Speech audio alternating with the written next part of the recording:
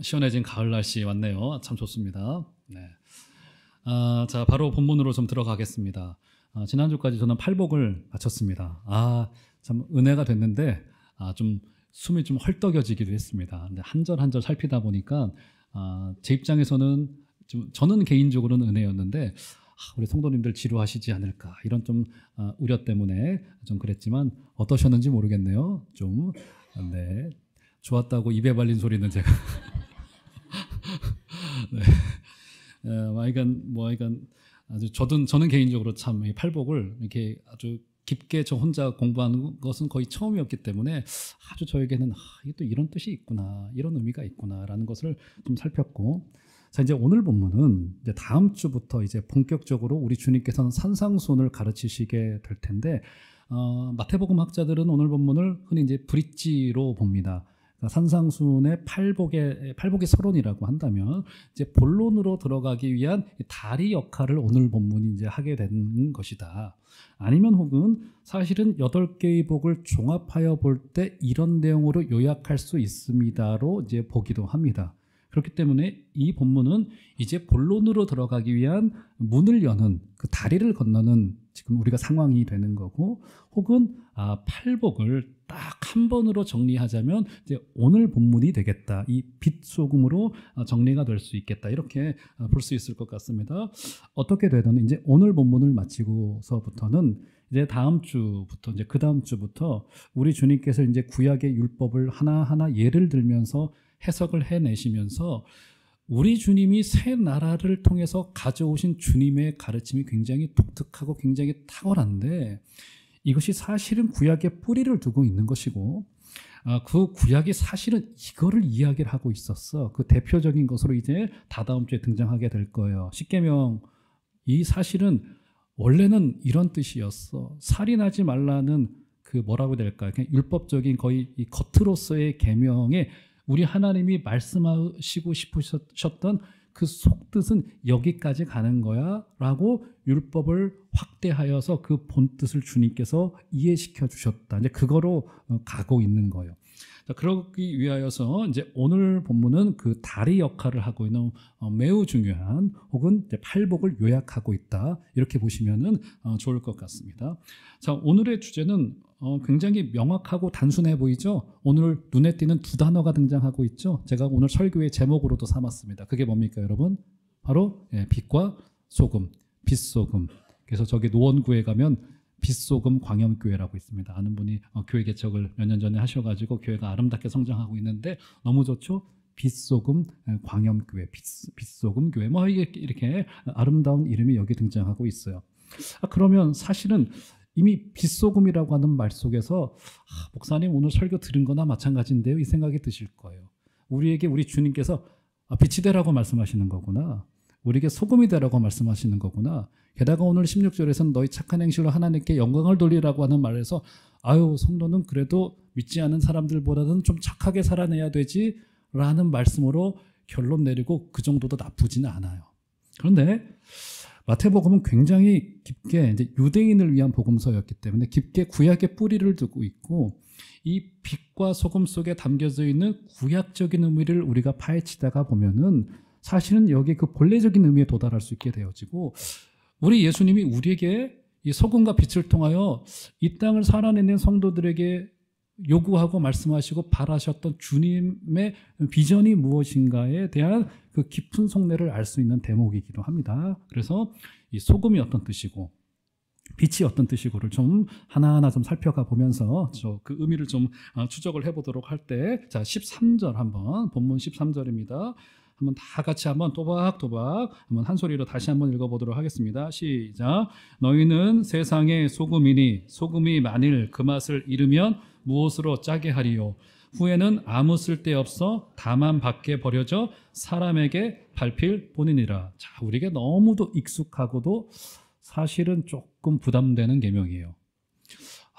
소금이 아닌데 이 생각도 들고, 소금이 그 맛을 잃으며 밖에 버려져서 밟힐 뿐이라고 하는 이 말 속에 담겨져 있는 의미가 문자 그대로라고 한다면 조금 우리에게 부담도 되기도 하고, 야, 이거 맛을 내야 될 텐데 이거 어떻게 맛을 낼 수가 있을까, 이런 생각이 좀 들어진단 말이에요. 자, 먼저 정리하고 넘어갈 게 뭐냐면 13절 다시 여러분 성경 구절에 두셔야 되겠습니다. 보시면 제가 질문 하나 드릴게요. 보시면서 한번 생각해 보세요. 이 본문이 우리에게 빛이 되라 소금이 되라는 명령으로 다가왔습니까? 이런 구호로 다가왔습니까? 아니면 이미 소금이라고 단정지었습니까? 답이 뭐예요? 제 얼굴 바라본다고 답 안 나와요. 성경 보셔야 됩니다. 그게 뭐죠? 단정을 줬어요. 그러니까 오늘 본문은 우리에게 빛이 될 것입니다, 빛 되는 게 좋은 겁니다, 소금 되는 게 필요한 겁니다 말하지 않고 우리를 소금이라고 주님께서는 단정하여 말씀하셨어요. 그러니까 이것은 굉장히 묵직한 메시지가 있는 거예요.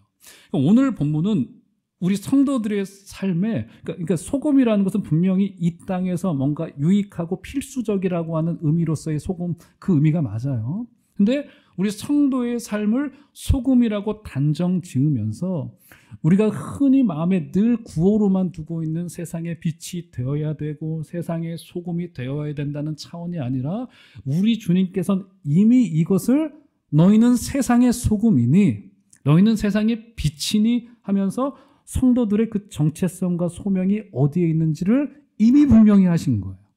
이미 됐다는 거예요. 마음속에 어떤 생각 드십니까?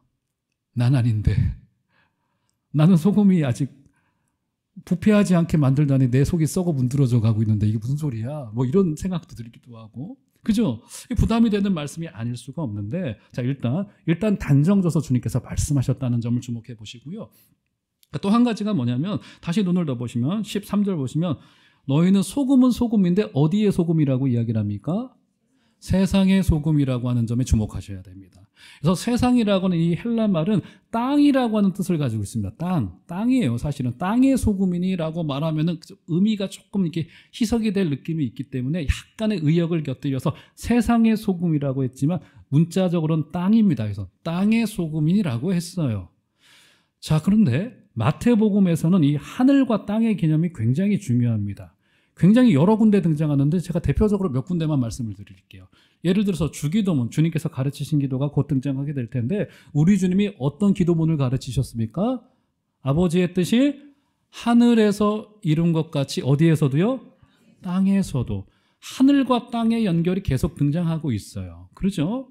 그리고 우리 팔복도 마찬가지입니다. 지난주에 잠깐 짚어드렸지만 3절 보시면 심령이 가난한 자는 복이 있나니 천국이 그들의 것이미요로 시작이 됐고요.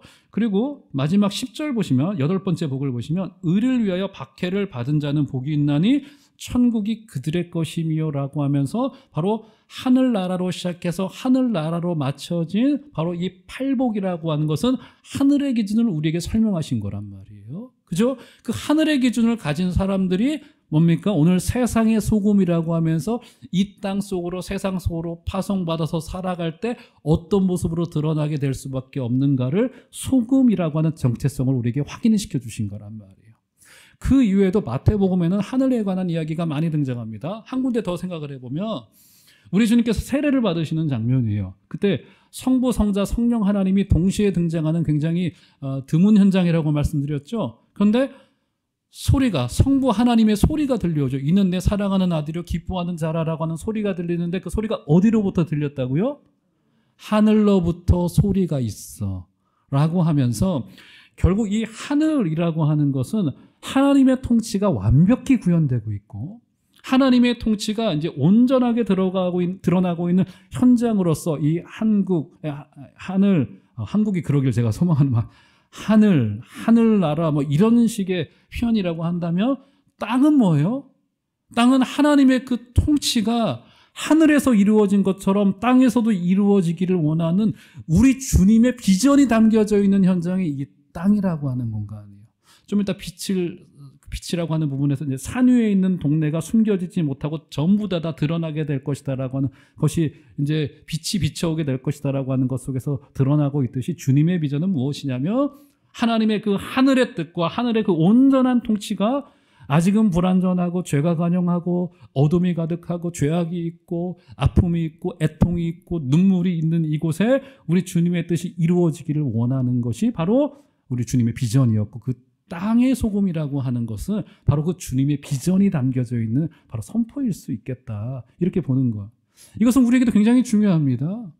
여러분, 교회는요 하늘의 언어를 말하는 집단이에요. 맞잖아요, 그렇죠? 근데 문제는 뭡니까? 우리는 여전히 발을 땅에 딛고 있어요. 그 하나님의 뜻을 이 땅 속에 우리가 다리가 되어서, 우리가 사명자가 되어서 하나님의 뜻을 이루고 여전히 아픔과 고통이 가득한 이곳에 우리 종암제일교회가 발을 딛는 곳마다 거기에 하나님의 치유가 일어나게 되어지고 화평이 일어나게 되어지고 하는 것이, 이것은 우리의 사명이 먼저가 아니라 사실은 주님의 비전이 먼저인 거예요.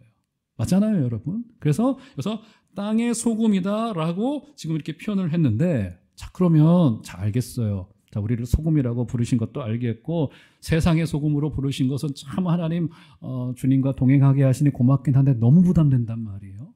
자, 그러면 자, 이 소금이라고 하는 것이 어떤 뜻을 가지고 있는지 좀 구약적인 내용을 조금 더 한 발자국 깊숙이 좀 들어가 보도록 하시죠. 자, 성경을 좀 올려줘 보시면 역대하 13장 5절 좀 올려주실까요? 자, 굉장히 중요한 구절인데요. 한번 다 같이 한번 한 소리로 좀 읽어보도록 하겠습니다. 시작. 이스라엘 하나님 여호와께서 소금 언약으로 이스라엘 나라를 영원히 다윗과 그의 자손에게 주신 것을 너희가 알 것이 아니냐. 예, 여기 하나님의 약속이 등장하고 있는데 그 약속을 뭐라 표현했습니까, 여러분? 예, 굉장히 독특해요. 소금 언약이라고 표현을 했어요. 소금 언약이라고 하는 굉장히 상징의 언어로 표현을 했죠. 이런 분명히 소금이라고 하는 뜻은요, 첫째는 부패하지 않게 만들고, 둘째는 이제 맛을 내는 이제 역할이 바로 이 소금의 역할인 건데, 그 의미를 차용해서 이 소금 언약이라고 하는 뜻은 이 소금의 불변성과 보존성 때문에 바로 저 하나님의 약속이 영원할 것을 상징하는 의미로서의 이름을 소금 언약이라고 붙인 거예요. 저기도 보시면 그 문구가 등장하죠. 소금 언약으로 이스라엘 나라를 어떻게 해요? 영원히. 그러니까 영원히, 이 말이 굉장히 중요한 거예요. 그러니까 소금 언약이라고 하는 말을 쓴 것은 이 소금의 불변성, 보존성, 영원성 때문에 하나님의 약속이 절대로 변개되지 않고 파기되지 않고 하나님의 그 백성을 사랑하시는 하나님의 그 추적하심과 하나님의 그 동행하심과 하나님의 우리를 향한 하나님의 그 시선은 절대로 거두어지지 않을 것이다라고 하는 의미에서 바로 그 언약을 소금 언약이라고 했단 말이에요. 제가 금요일마다 열왕기하를 보고 있는데 참 은혜가 되는 장면 중에 하나가 뭐냐면, 금요기대 오신 분들은 들으셨을 거예요. 거기 보면 막 역사가 소용돌이칩니다. 전쟁이 일어나고, 전쟁이 일어나는 중에 막 어떤 일이 있냐면, 뭐 먹을 것이 없으니까 포위를 당해서 북이스라엘이 막 오늘은 너희 집 애를 잡아먹고 내일은 우리 집 애를 삶아먹고, 이 일이 실제로 성경에 기록되어져 있어. 성경의 가장 잔인한 이야기죠. 그렇죠? 막 이런 역사가 소용돌이치고 있는 그 와중에 누가 등장하냐면 수넴 여인 가정이 등장합니다. 제가 보기에는 역사책에 기록될 만하지 않아요. 안에 왕들에 관한 기록이 지금 등장하고 있는데, 그렇죠? 근데 하나님께서 그 가정을 계속 찾아가십니다. 아들이 없을 때도 찾아가시고, 엘리사를 보내서 함께 예배하게 하시고, 함께 은혜를 누리게 하시고, 죽었던 아들을 살려내기도 하시고, 기근의 때에 피할 길을 주시고, 성경이 뭘 이야기하고 있는 걸까요? 역사가 소용돌이치고 있는 그 와중에 하나님께서는 이 한 가정을 잊지 아니하시고 찾아가시고 만나주시고 은혜로 역사하시면서 당신의 사랑하는 백성들을 향한 당신의 약속이 절대로 변개되지 않고 절대로 변형되지 않고 하나님의 우리를 향한 사랑은 영원할 것이다라고 하는 약속이 여기에 담겨져 있는 거란 말이에요. 지금 딴 나라 이야기하는 거 아니죠? 누구 이야기하는 겁니까? 그 약속이 바로 하나님의 우리를 향한 약속이라. 나를 향한 하나님의 약속인 거고, 우리 종암제일교회를 향한 약속인 거고요. 우리가 이 사실에 눈 떠질 때 우리가 성도라고 하는 이름이 얼마나 영광스러운지, 이 교회라고 하는 이름이 얼마나 위대하고 이 주님의 영원한 약속에 담겨져 있기 때문에, 사랑하는 성도 여러분, 여러분의 성도라고 하는 이름은 가장 영광스러운 이름인 것을 꼭 기억하시는 은혜의 정도를 다 되시기를 주의 이름으로 축원합니다. 바로 그것이 소금 언약 속에 담겨져 있는데요. 자, 한 군데 더 볼까요? 레위기 2장 좀 올려줘 보시면 구약의 내용 보셔야 되겠습니다. 저것도 독특해요. 한번 다 같이 레위기 2장 13절 한번 읽도록 하겠습니다. 시작. 내 모든 소재물에 소금을 치라. 내 하나님의 언약의 소금을 내 소재에 빼지 못할지니 내 모든 예물에 소금을 드릴지니라. 자, 레위기 1장부터 5장까지는 제사법 여러 가지를 분류해서 각각을 설명해 놓고 있는 중에 2장은 소제라고 하는 제사를 드릴 때 한 대목이기도 합니다. 소제의 제사를 드릴 때 반드시 어떻게 하라고 했다고요? 소금을 쳐서 드리고 그것을 제사장들로 하여금 먹도록 했어요. 왜였을까? 왜일까요? 소금 왜 치라고 했을까요? 일단 맛있으라고. 소금 쳐야지. 이 고기는 저는 이제 고기 먹을 때 이 쌈장도 맛있기도 하고 고추장도 맛있는데 이렇게 소금만 탁 찍어가지고 먹을 때가 제일 맛있더라고요. 그죠? 맛있게 먹으라고 했던 것일 수도 있겠고. 자, 그런데 어쨌든 제사할 때 소금을 치라고 했기 때문에 여기는 꽤나 의미가 있을 것 같아요. 자, 어떤 의미를 좀 더 쓸까요? 자, 분명히 레위기 1장부터 5장까지 등장하고 있는 각각의 제사법은 전부 다 뭘 지향하고 있어요, 여러분? 이것은 우리 주님 예수 그리스도의 십자가 사건을 예표하고 지향하고 있단 말이에요. 그렇죠? 그 사건을 지향하고 있었던 그 구약의 소제물 중에서 그러니까 이 레위기 2장의 이 소제 제사는 하늘로부터 내려오신 산떡이신 예수 그리스도를 상징하고 의미하고 드러내고 있는 거란 말이에요. 근데 그 소제물에 소금을 쳤다는 것은 그렇기 때문에 주님이 오심하된 그 약속은 반드시 이루어질 것이다 라고 하는 약속을 가지고 있어요. 아무리 죄가 세상을 부패시키고 넘어뜨리고 죄악 때문에 이스라엘이 뭉개지기도 하고 하나님의 심판 때문에 어려움을 겪기도 한다 할지라도 이 약속은 절대로 변개치 아니하시고 하나님의 약속은 이루어질 수밖에 없다는 의미에서 소재에 소금을 쳐서 그것을 제사로 드리고 그것을 먹도록 우리 주님께서 지금 예고해 놓으셨단 말이에요. 그렇죠? 무슨 말이 되냐면 그렇기 때문에 성도라고 하는 것은 바로 어떻습니까? 이제 예수 그리스도를 상징하였던 이 소금이, 자, 오늘 본문 다시 한번 보세요. 13절 가보시면 이제 어떻게 이양되고 있냐면 너희는 세상의 소금이니. 이 소금이 구약에서는 오실 예수 그리스도를 지향하고 그 특성을 드러내는 의미로서의 소금이었는데 이 소금이 이제는 어떻게 된 거예요? 우리 성도들이 바로 소금이라는 거예요. 세상의 소금이라는 거예요. 그러니까 어떻게 되는 겁니까? 주님의 사역과 그 특성이 우리 성도들에게로 그대로 다 전이가 된 거예요. 이제 그 역할이 이양이 된 거예요. 우리에게로. 우리에게 그 역할을 지금 부여하고 계신 거예요. 그러니까 그리스도의 구원을 이 땅에 현실화시키는 도구가 바로 우리 성도요 교회라고 하는 의미를 가지고 있는 거예요. 그래서 오늘 본문 다시 보세요. 그래서 그런 의미에서 13절을 다시 보시면 좀 이해가 되죠.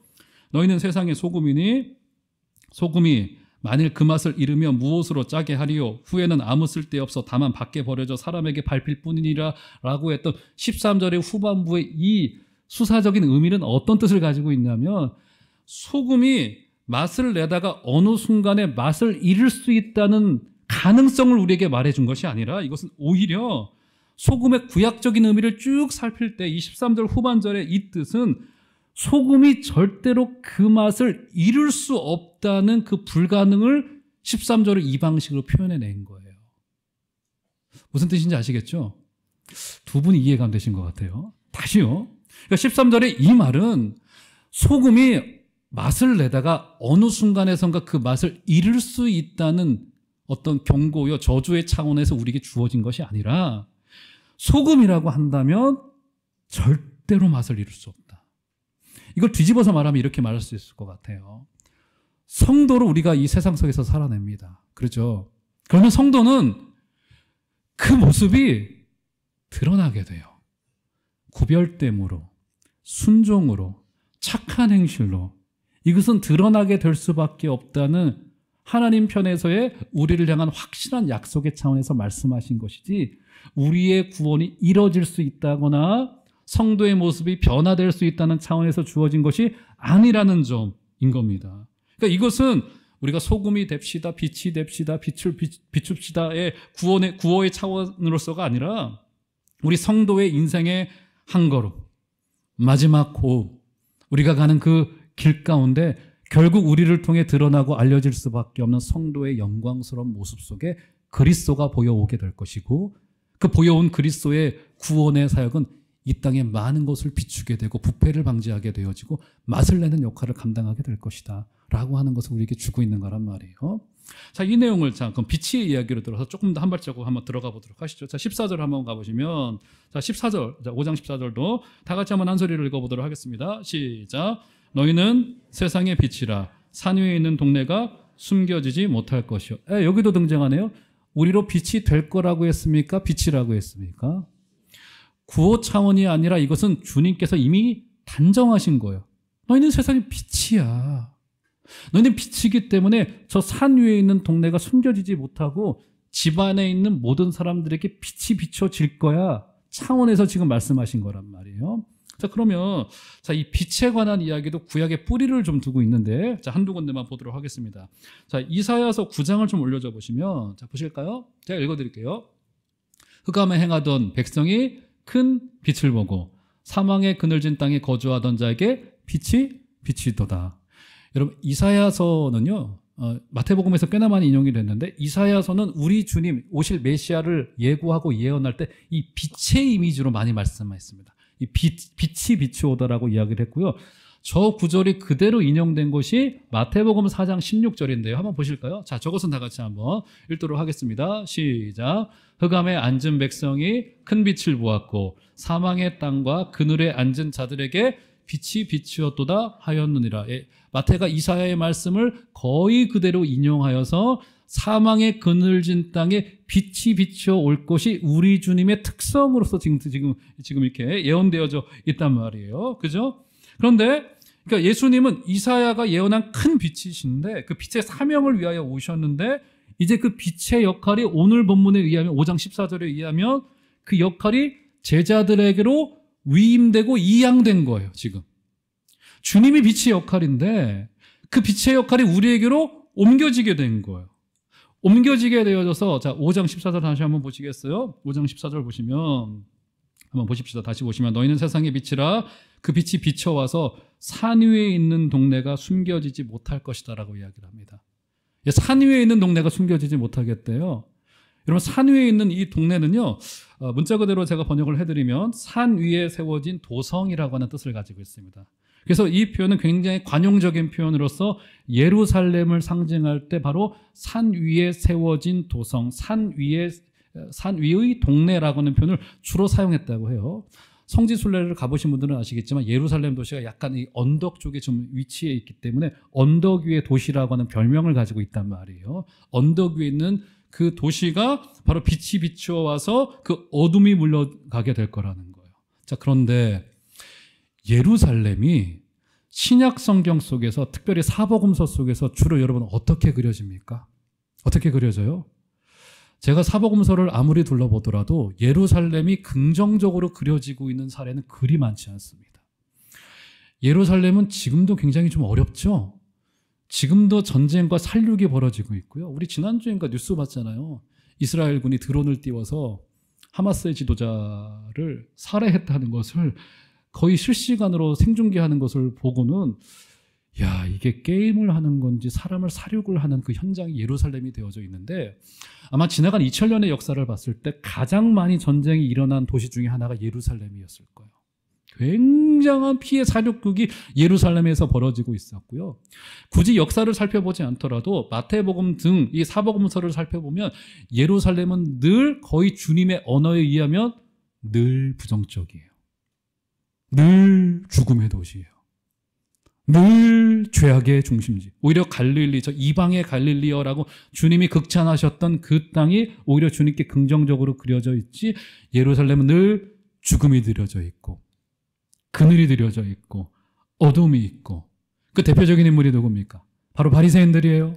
한번 볼까요? 바리새인들을 주님이 어떻게 좀 묘사하고 있는가? 요한복음 9장을 보시면 이렇게 말합니다. 제가 읽어드릴게요. 40절. 바리새인 중에 예수와 함께 있던 자들이 이 말씀을 듣고 이르되 우리도 맹인. 이게 무슨 말이에요? 우리 주님께서 아마 이 맹인과 이 어둠에 관한 말씀을 하셨던 것 같아요. 듣다가 바리새인이 마음이 찔리자 우리 보고 하는 이야기입니까? 우리가 맹인이라는 이야기입니까? 이렇게 아마 반문했던 것 같아요. 그러자 41절 보시면 주님께서 이렇게 대답을 하십니다. 한번 다 같이 한 소리로 읽겠습니다. 시작. 예수께서 이르시되 너희가 맹인이 되었더라면 죄가 없으려니와 본다고 하니 너희 죄가 그대로 있느니라 하면서 바리새인들의 특징으로 눈이 감겨져 있는 것을 이야기를 해요. 어둠이 특징이에요. 그러니까 주님께서 그 예루살렘에 오셔서 빛을 비추어져서 산 위에 있는 동네가 빛이 비춰오게 될 것인데 바로 저와 여러분들인 교회를 통하여서 그 땅이 밝아지게 될 것이다라고 하는 이야기를 주고 있는 거란 말이에요. 여러분 어둠이 오면 어떻게 됩니까? 창세기 1장 2절에 보면 빛이 있기 전에 그 땅에 공허와 혼돈이 있었다고 성경이 기록해 놓고 있습니다. 공허와 혼돈은 하나님 없음, 반하나님을 특징으로 삼고 있는 거예요. 그러니까 공허와 이 혼돈은 하나님 없음, 반하나님. 그러니까 교회가 빛을 비추는 역할이 뭐냐면 빛이 비춰오면 하나님 없는 현장과 하나님을 반하는 현장에 하나님의 통치를 보이고 하나님의 뜻이 이루어지게 되어지고 할렐루야. 저와 여러분들이 발을 딛는 곳마다 하나님의 뜻이 이루어지게 되어지고 하나님의 통치가 없는 그곳에 하나님의 역사가 이루어지게 되는 일들이 이 세상 속에 세상의 빛으로 우리를 부르신 주님의 뜻과 비전이 거기에 있다고 말해주고 있는 거란 말이에요. 교회가 굉장히 중요합니다. 그래서 교회는 교회만의 방식으로 주님이 원하는 그 복음의 방식으로 이 땅을 섬겨내야만 됩니다. 세상이 기준을 삼고 있는 세상의 방식대로 교회가 그것을 흉내내라고 했을 때는요. 역사의 사례를 살펴봤을 때 교회가 때로는요. 왕을 무릎 꿇렸어요. 아비뇽 유수 아시죠? 왕을 막 무릎 꿇려요. 중세의 교회가. 국교로 기독교를 삼았습니다. 그렇죠? 그래서 세례받지 않는 자들을 칼로 죽였어요. 실제로 우리 기독교도 굉장히 잔인했어요. 이방 이교도들을 세례를 받지 않으려고 하니까 막 칼로 이슬람 교도들을 막 엄청나게 죽이고 뭐 이런 뭐 사륙국이 이제 십자군 전쟁 때 우리 십자군 전쟁을 이제 우리만의 관점에서 해석을 해서 그렇지 사실은 객관의 관점으로 보면 우리도 잔인한 짓을 많이 했어요. 막 국교로 삼고 왕을 무릎 꿇리고 하면은 세상이 변할 거라 생각했단 말이에요. 우리 힘을 가지고 크기로 힘으로 세상이 변하지 않더라는 거예요. 그런데 이거 역사가 이미 증명하고 있는 바예요. 맞잖아요. 우리는 세상의 빛으로 부름받고 세상의 소금으로 부름받았는데 바로 복음이 우리에게 말하고 있는 바대로 사랑하는 종암제일교회 성도 여러분 세상 구석구석으로 가셔서 거기서 소금과 빛으로 살아내주시는 복된 여러분들 다 되시기를 주 이름으로 축원합니다. 자 그러면 말씀의 결론으로 한번 가볼까요? 자, 세상의 소금이요 빛으로 우리가 부름을 받았는데 그 모습이 구체적으로 이렇게 드러나게 될 거라고 합니다. 16절 마태복음 5장 16절 다 같이 한번 한 소리로 읽어보도록 하겠습니다. 시작. 이같이 너희 빛이 사람 앞에 비치게 하여 그들로 너희 착한 행실을 보고 하늘에 계신 너희 아버지께 영광을 돌리게 하라. 예, 소금과 빛이에요 우리는. 근데 비친 성도는 빛을 비출 텐데 그게 어떤 모습으로 등장하게 된다고요? 착한 모습으로, 착한 행실로 착해져라, 착하게 살아라 라고 우리에게 요청하는 것만 같아요. 자, 우리 옆에 분들 얼굴을 보시고 눈을 보시고 한번 인사하겠습니다. 이번 한 주도 착하게 사시기를 바랍니다. 한번 눈을 보고 착하게 사시기를 바랍니다. 예, 큰일 났어요. 솔직히 안 착하거든요 우리가. 예, 큰일 났어요 이게. 착한 행실을 보고 하나님께 영광을 돌리라고 할 텐데 안 착해요. 도대체 우리의 성실로 우리의 감정의 넓이로 착해지는 것은 너무 힘든 거라면 거의 불가능에 가까워요. 착하다는 기준도 애매모호하고요. 그렇죠? 그러면 자, 말씀의 결론으로 가면서 이 착한 행실 속에 담겨져 있는 우리 주님의 비전이 무언가를 봐야 될 것 같아요. 자, 빌립보서 1장을 좀 올려줘 보시면 자, 이 기록이 있습니다. 똑같은 기록이 한 가지가 있어요. 한번 다 같이 한번 읽어보도록 하겠습니다. 시작. 너희 안에서 착한 일을 시작하신 이가 그리스도 예수의 날까지 이루실 줄을 우리는 확신하노라. 하나님께서 그리스도를 통하여 성도 안에 어떤 일을 시작하신다고요? 착한 일을 시작. 그러니까 착한 행실, 착한 일은 어떤 뜻을 가지고 있냐면 우리의 성실로, 우리의 노력으로, 우리의 감정의 깊이로 이루어질 수 있는 문제가 전혀 아닌 문제라는 거예요. 제가 지난주에도 말씀드렸나요? 제가 정말 성경 존경하고 제가 자주 설교를 듣고 있는 우리 박영선 목사님, 남포교회 원로 목사님이시잖아요. 근데 그분이 젊은 시절에 그 설교가 굉장히 독특하셨어요. 그분의 설교를 별명을 줘서 그래서 독설이라고 했습니다. 독설. 독특한 설교라고 하는 뜻이지 독설이라는 뜻이 아니에요. 독설. 근데 그분이 막 설교가 사람을 막 찔러요. 근데 막 그분이 또 성도들을 굉장히 사랑하셨거든요. 그러니까 그분은 거의 가끔 막 욕도 섞어가면서 막 하십니다. 제가 그러면 안 되겠죠? 좀 더 친해지면 하겠습니다. 그분이 이런 설교를 하시더라고요. 한 번은 남포교회 성도님들, 제발 안 교만해지려고 노력하지 마세요. 이래 말씀하세요. 교만해지지 않으려고 노력지 마세요. 왜 그 노력이 필요 없냐? 첫째, 되지 않아요. 안 돼요. 되던가요? 우리 노력을 안 돼요. 뭘 구해야 되는 거예요? 어린 양의 은혜가 우리의 영혼 속에 덧입혀질 때 그때 우리 눈이 변하는 거예요. 어떤 눈이 변하는 겁니까? 저 형제도 저 자매도 주님이 사랑하시는 분이에요. 주님이 사랑하신다는데 어쩌겠어요? 주님이 그 사람 사랑하시는데 내가 그 사람 미워할 자격 있나요? 없어요. 아니 주님이 그 사람을 케어하시고 주님이 그 사람을 돌보시겠다는데 어떻게 하겠어요? 주님이 그 사람 편이라는데 우리 성도의 편이라고 하시는데 이 은혜인 거예요. 우리 시선이 바뀌게 되어지고 사랑하는 종암절교회 성도 여러분, 그러니까 우리 안에 그 일을 시작하신 구원의 일을 시작하신 그분의 역사가 예수의 사역을 통하여 우리 안에 이어지게 되어지고 교회를 통하여 드러나게 될 것이다 라고 하는 주님의 비전이 담겨져 있는 것이 바로 16절에 착한 행실을 통하여 영광을 돌리게 하라라고 하는 것 속에 담겨져 있는 위대한 비전이라는 사실을 꼭 기억하시는 은혜가 있기를 주의 이름으로 축원합니다. 착하게 살려고 노력하지 마시고 주님의 은혜가 내게 필요합니다. 내 영혼 구석구석까지 아버지의 은혜가 미칠 수 있도록 하나님 함께 하여 주시옵소서 라고 이번 주도 살아내 주시고 예수로만 충만할 수 있도록 아버지 은혜 내려 주시옵소서 라고 간절한 마음을 가지고 이번 한 주도 살아내시는 복된 여러분들 다 되시기를 주 이름으로 축원드립니다.